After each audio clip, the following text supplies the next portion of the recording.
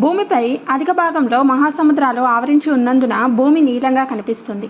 భూమి ఆకారం చంద్రునిలా ఉంది. భూమికి నమూనా గ్లోబు. భూమి బలమైన అయస్కాంతంలా పనిచేస్తూ మనందరినీ తన వైపు ఆకర్షిస్తూ ఉంటుంది. మనం భూమి మీద పడతాం కానీ భూమిపై నుండి పడిపోం. గ్లోబు భూమి ఆకారాన్ని, నేల, నీరు, ఖండాలు, మహాసముద్రాలు, ప్రపంచంలోని దేశాలను చూపుతుంది. భూమి బంతి వలె గోళాకారంగా ఉంటుంది కానీ భూమి ఖచ్చితమైన గోళాకారంగా ఉండదు. ఖచ్చితంగా గుండ్రంగా ఉండదు. ఉత్తర దక్షిణ ధృవాల వద్ద కొద్దిగా నొక్కుకుపోయి భూమధ్య రేఖ దగ్గర కొద్దిగా ఉబ్బినట్లు ఉంటుంది.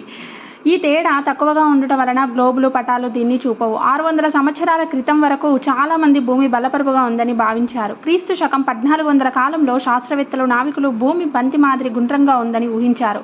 క్రీస్తు శకం 1492లో ఇటలీ దేశానికి చెందిన కొలంబస్ అనే అన్వేషకుడు ఐరోపా ప్రాంతం పశ్చిమ దిశగా బయలుదేరి భారతదేశాన్ని చేరుకోవాలని అమెరికా దగ్గరలోని కరేబియన్ ద్వీపాలను చేరుకున్నాడు.